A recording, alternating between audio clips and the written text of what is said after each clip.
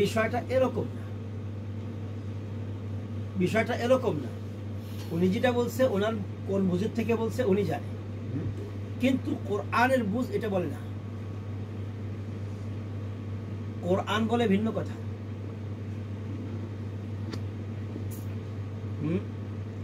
কোরআন বলে যে যারা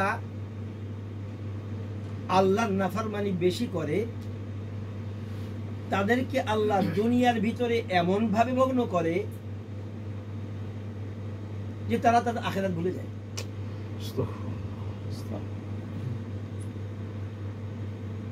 তারা দুনিয়া নিয়ে এত ফিকির করে, এত ফিকির করে, এত ফিকির করে, আখিরাতের সময় তাদের কোথায়?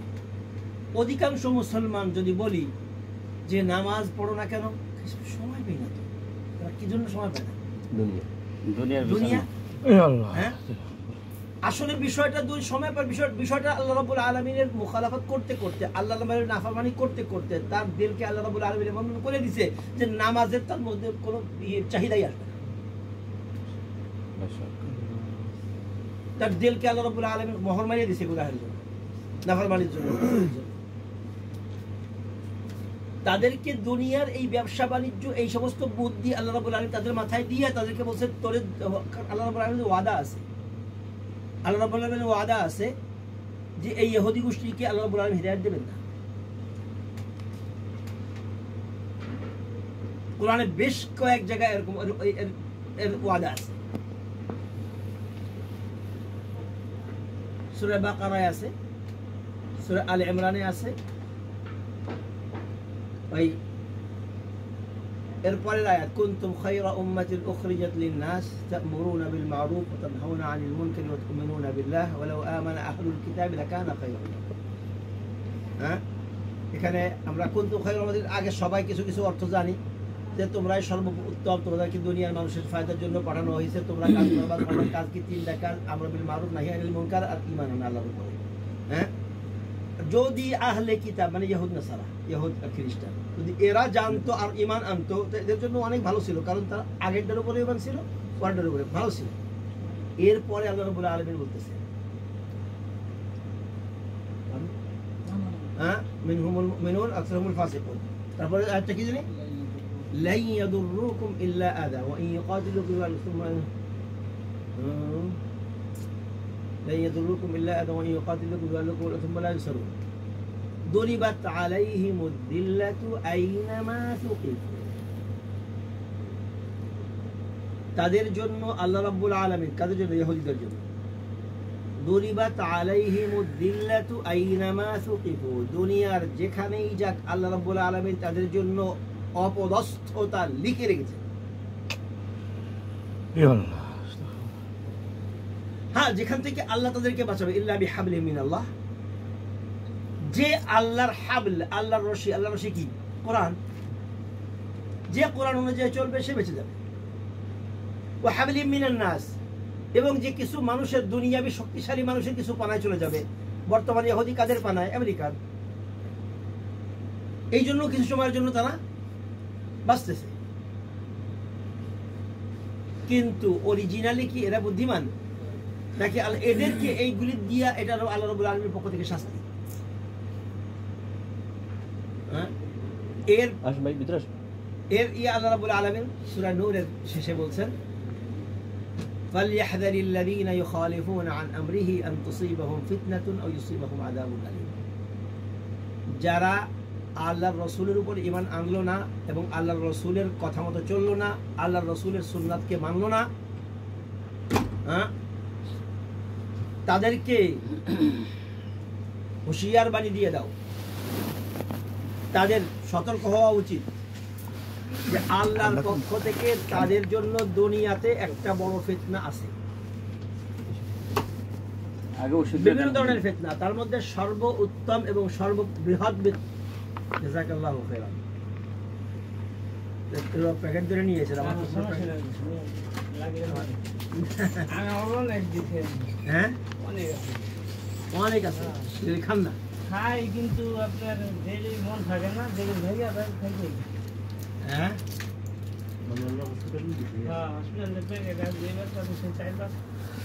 যে এই ফিতনার সর্বপ্রথম স্টেপ হলো আল্লাহ রাব্বুল আলামিন তাদের অন্তরকে ভালো এবং মন্দ এই দুইটার মধ্যে পার্থক্য করার যেই মানে অন্তরের যেই এটা থাকে না যে যোগ্যতা, এই যোগ্যতাটাকে ছিলেন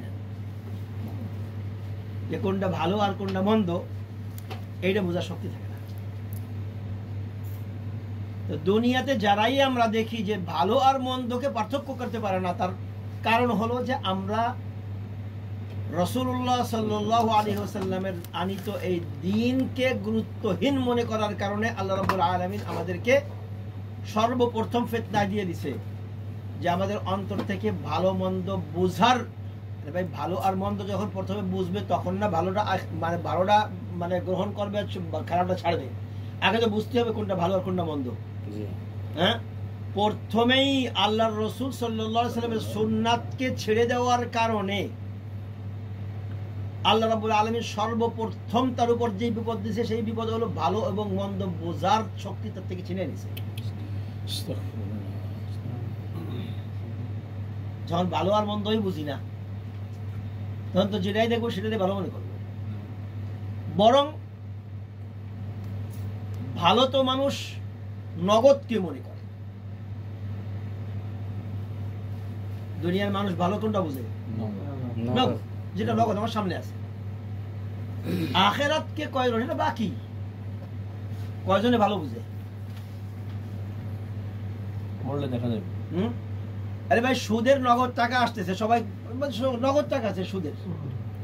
হ্যাঁ, এখানে খারাপের কি আছে? মানুষের বুঝতে এই না।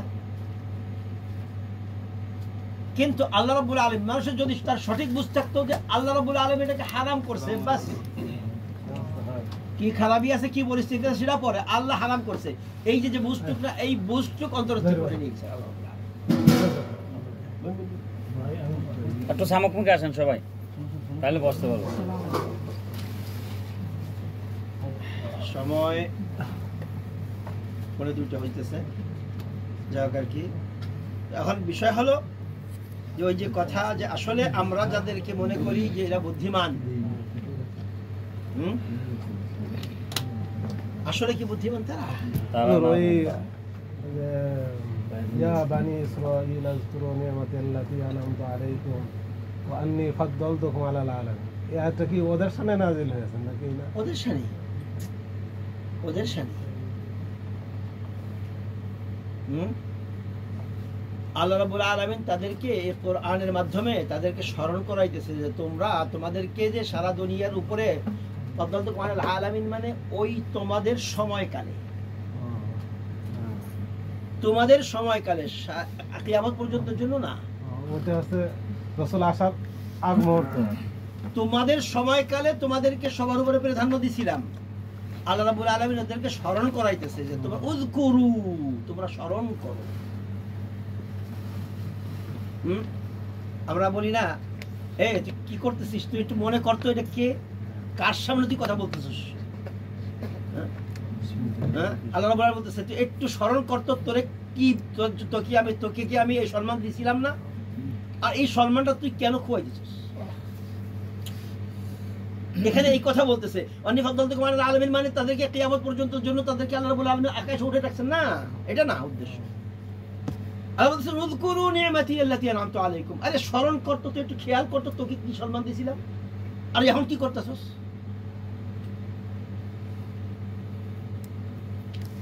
এই কথা যদি কেউ বোঝে যে বনি ইসরাইলকে তো আল্লাহর উপরে সম্মান দিয়ে দিয়েছে, এই বুঝ কি সঠিক বুঝ হবে?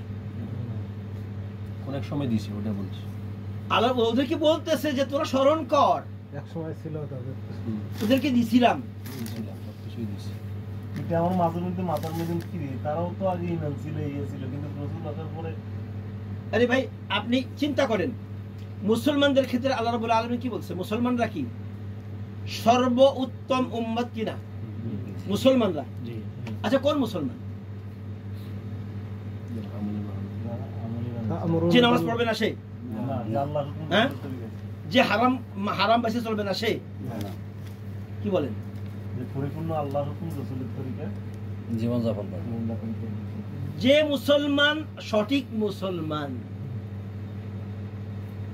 সঠিক অর্থে যে মুসলমান তার কথা বলা হয়েছে, মুসলমানের কথা বলা হয়েছে, নামের মুসলমানের কথা বলা হয়। ওই যে একটা এক মুরব্বী আলেম বাংলাদেশের, ওনার একটা কথা শুনছিলাম, গুরুত্বপূর্ণ কথা। উনি একটা উদাহরণ দিয়ে বোঝাচ্ছিলেন যে ধরেন বর্তমানে এই যে কুরবানির সিজন গেল, পেপার পত্রিকায় বিভিন্ন আখবারে বিভিন্ন জায়গায় আমরা দেখছি না যে মানুষে কি করছে, বড় বড় গরু কুরবানির জন্য, একটা গরুর দাম 15 কোটি টাকা, 15 কোটি টাকা একটা গরুর দাম। ওটা কি আছে, ছবিতে আসছে 17 লাখ টাকা ছাগল, ঠিক আছে, 15 লাখ টাকা ছাগল, 15 লাখ টাকা ছাগল। আচ্ছা 15 লাখ টাকা ছাগলটাই ধরি না, এই 15 লাখ টাকা ছাগল যদি এটা পত্রিকার ছবি আসে, এটা উদ্দেশ্য কি? দেখবো আমি কিনছি এত টাকা দিয়ে, এখানে প্রচার উদ্দেশ্য, ঠিক আছে। ওইটা ছাগল অরিজিনালি কি ছিল, ছাগল ওইটা বিক্রি হয়েছে 15 লাখ। আমার কাছে এই যে এইটা কয় টাকা কিনবেন এই ছাগলটা? এটা কি, এটা নামের ছাগল, অরিজিনাল ছাগল কোনটা? ওই 15 লাখ টাকা দিয়ে জেনার ভাষায়। আমি নামের মুসলমান, আমার কি মূল্য? এই এই ছবিটা যে মূল্য, আমি নামের মুসলমান, আমি নামাজ পড়ি না, আমি নামের মুসলমান, আমি যাকাত দেই না, আমি নামের মুসলমান, আমি রোজা রাখি না, আমি নামের মুসলমান, আমি হজ করি না, আমি নামের মুসলমান, আমি হালাল হারাম বাসি না, আমি নামের মুসলমান, আমি পরের হক মানে মারি খাই, আমি সুদ ঘুষ বাসি না, আমি নামের, আমি মুসলমান। তো এই নামের মুসলমান তো এই পত্রিকারই ছবি, এর কি মূল্য আছে? কয় টাকা দিয়ে কিনবে কেউ কিনবে? কিয়ামতের দিন এই নামের মুসলমানের কত মূল্য আছে?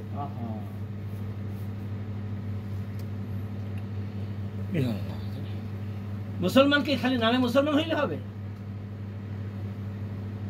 নাকি আসলে মুসলমান হতে হবে? আসল মুসলমান কে? যে আল্লাহর রাব্বুল আলামিনের হুকুম আহকাম রাসূলুল্লাহ সাল্লাল্লাহু আলাইহি ওয়াসাল্লামের তরিকা অনুযায়ী যে জীবন যে গড়বে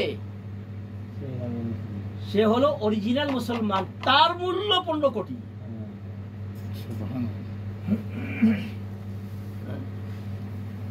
এই নামের কাগজের মুসলমান না। এই জন্য এই জিনিসটুকু আমাদের বোঝা দরকার সকলের, প্রত্যেক মুসলমান। এই জন্যই তো আল্লাহ রাব্বুল আলামিন বলতেছেন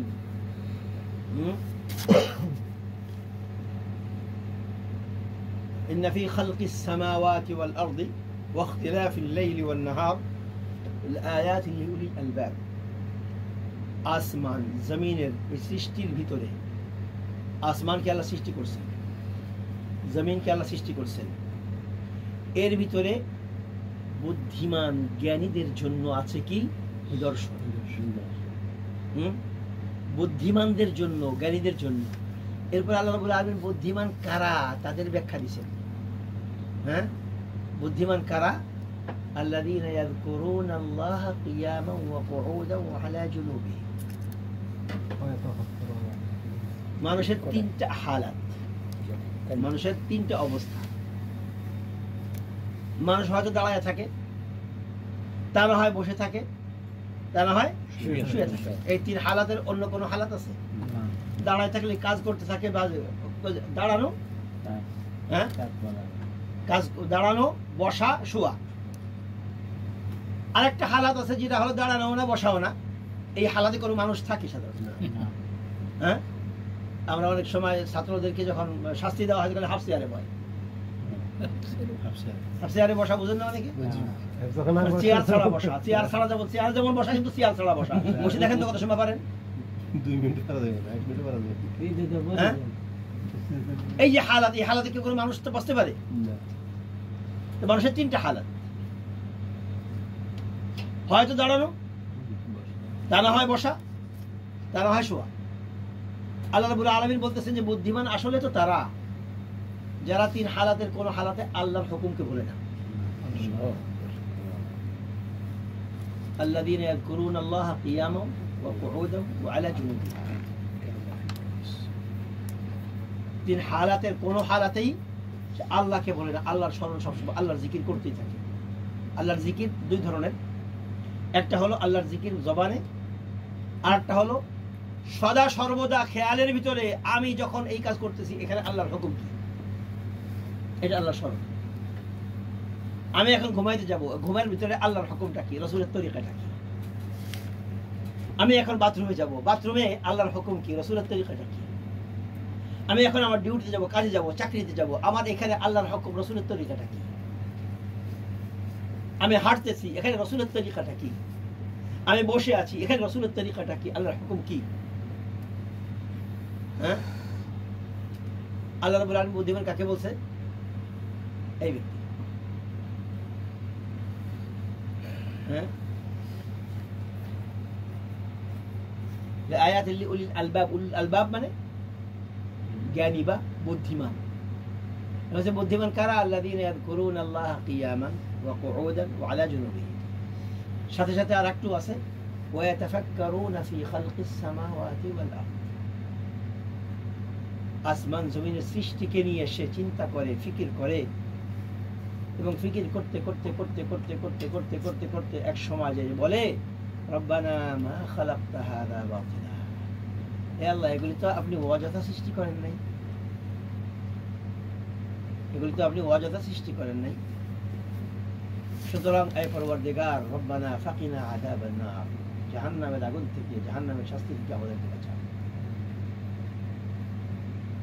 যখনই এই হালাত হবে তখনই মানুষ আল্লাহর কাছে পানা চাইবে, আল্লাহর কাছে তওবা করবে। এই হালাতটা যখন মানুষের থাকবে না তখন সে তওবা ভুলে যাবে।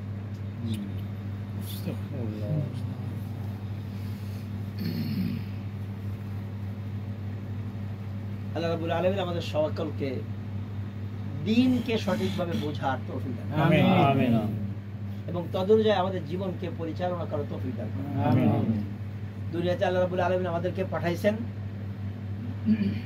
জীবন যাপন করার জন্য না, জীবন গড়ার জন্য। জীবন যাপন করা আর জীবন গড়া এক জিনিস নাকি? দুই জিনিস। জীবন যাপন আখিরাতে, জীবন যাপন আসল জিন্দেগিতে। এই জিন্দেগি শুধুমাত্র গড়ার জন্য, দুনিয়া জিন্দেগিটা গড়ার জন্য। সুতরাং এই জিন্দেগিতে আমরা জীবন গড়বো, তো ওই জিন্দেগিতে আমরা জীবন যাপন করব। যেরকম গড়বো সেরকম, ভালো করলে ভালো, খারাপ করলে। সংক্ষিপ্ত কথা, আল্লাহ রাব্বুল আলামিন আমাদেরকে জীবনকে গড়ে যাওয়ার তৌফিক দান করুন। আমিন। এমন জীবন, ওই যে আমাদের একটা কথা আছে না, হ্যাঁ, যেদিন তুমি এসেছিলে দুনিয়া এসে ভবনে, কে এক মিলে কথা বলে না, জীবন করিয়া গঠন মরিলে হাসিবে না, তো প্রথমে কি, হ্যাঁ, যেদিন তুমি এসেছিলে ভাবে দুনিয়াটা কেঁদেছিল, হেসেছিল সব। হ্যাঁ, তুমি একা কেঁদেছিলে, হেসেছিল সব। দুনিয়াতে যখন আসছি তখন তুমি কেঁদেছো, সকলে হেসেছে। হ্যাঁ, আর যাইবার আমি বেলে যখন তুমি আসছি তখন হাসবে, আমি সকলে কেঁদেছি, সকলে হেসেছে। কি জন্য? আমার আশার আনন্দে। এমন জীবন তুমি করো গঠন। মরণে হাসি। না, এখানে কি বলা হয়েছে? জীবনকে গড়া, জীবনকে যাপন করার কথা বলা হয় নাই। বাংলায়ও কথাটা এরকমই, এমন জীবন তুমি করো হে গঠন। হ্যাঁ, জীবন এমন ভাবে গঠন করো, মরণে হাসিবে তুমি, কাঁদিবে কুকুর। আমি যাওয়ার সময় জন্য সবাই আমার জন্য কাঁদে, আর আমি হাসতে হাসতে যাই। হাসতে হাসতে কোন সময় যেতে পারবো? যখন আমি মৃত্যুর সময় জান্নাত দেখব, যে আমার ঠিকানা জান্নাত। যদি আমার ঠিকানা আমি জান্নাত দেখতে পারি তাহলে আমার হাসি। হ্যাঁ, আর তা না হয় ওই যে আমি কিছুদিন আগে আবু হামরে ছিলাম, সানায়াতে আসার আগে আমি আবু হামরে ছিলাম। তো আমার এক কাতারি মুসল্লি ছিল, সে আগে অনেক বড় চাকরি করতো, ইসের 3 বাহিনী প্রধান ছিল কাতারের। কাতারের 3 বাহিনী প্রধান ছিল, রিটায়ার্ড ম্যান। ওনার একটা ছেলে নতুন একটা গাড়ি নিয়ে এই যে সাঈদে বালুর পাহাড় আছে না, এই জায়গায় ওই দুষ্টামি করতে গিয়ে ওইখানে গাড়ি চাপা পড়ে মারা যায়। গাড়ি পড়ে গেছে। গাড়ি চাপা পড়ছে, গাড়ি ওখানে উঠে গেছে, গাড়ি উঠে গিয়ে গাড়ির নিচে পড়ছে। আমার কাছে এসে শুধুমাত্র কথা ওই ব্রিগেডিয়ার উনি শুধুমাত্র কান্ত যে আমার ছেলেটা যদি ভালোভাবে মারা যেত আমার কোনো আফসোস থাকতো না। আমার ছেলেটা যদি ভালোভাবে মারা যেত তাহলে কোনো, সে তো এখন তার ছেলের জন্য কাঁদে। কি জন্য কাঁদে? তার ছেলেটা জাহান্নামী হয়ে গেল, যে অবস্থায় গেছে জাহান্নামী ছাড়া কোনো উপায় নেই।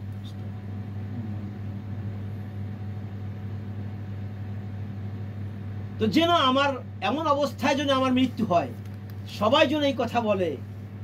হ্যাঁ, যেমন আমাদের রমজানের ভিতরে আমাদের এক ভাই পাকিস্তানি এক ইমামের মৃত্যু হয়েছে, যা সবাই শুনছি অথবা, যে 29-এর রাত, 29-এর রাত কি রাত? লাইলাতুল কদর। 29-এর রাত পুরো রাত ইবাদত করছে, ফজরের নামাজের সেহরি খাইছে, ফজরের নামাজ রোজার নিয়ত করছে, ফজরের নামাজের আজান দিছে, সুন্নাত পড়ছে, সুন্নাত পড়ে নামাজে দাঁড়াইছে, নামাজে দাঁড়াইয়া সে মুয়াজ্জিন ইমাম সাহেব নামাজ পড়াচ্ছে, সে পিছনে সিজদায় গেছে, নামাজ শেষ হয়ে গেছে, শেষ রাকাত, শেষ রাকাতের শেষ সিজদা, ওই সময় তার হার্ট অ্যাটাক হয়েছে। কি মনে করে তার বিরুদ্ধটা কি, ভালো না খারাপ?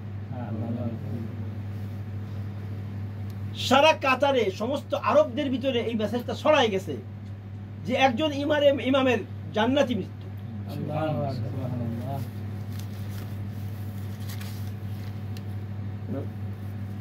আসলে বিষয় এমন, জীবন তুমি করো হয় গঠন, মরণে হাসিবে তুমি, সে তো হাসতে হাসতে চলে গেছে। সারা দুনিয়া তার জন্য কাঁদতেছে যে না বেচারা। আমি আশ্চর্য হয়েছি, তার জানাজায় হাজার হাজার আরব আসছে, পুরো এলাকা ভরে গেছে তার জানাজায়। এই আজিজিয়াতে এক মসজিদে ছিল, তার ছেলে আমার মসজিদের মুয়াজ্জিন, আমার সাথে মুয়াজ্জিন তার ছেলে। বিষয় হলো যে আসলে আমাদের দুনিয়ার জীবনটাকে গঠন করতে হবে, দুনিয়ার জীবন যাপন করার জন্য না, দুনিয়ার জীবন গঠন করার জন্য। এই জন্য আমরা সবাই আজ থেকে এই প্রতিজ্ঞা করি যে আমাদের জীবনকে আজ থেকে গঠন শুরু করব, কিয়ামত পর্যন্ত, মৃত্যু পর্যন্ত যেন আমাদের জীবনকে গঠন করে যেতে পারি। আর জীবন গঠন করার পদ্ধতি আল্লাহর হুকুম কোনো সময় ভুলবো না, রাসূলের তরিকা কখনো ভুলবো না।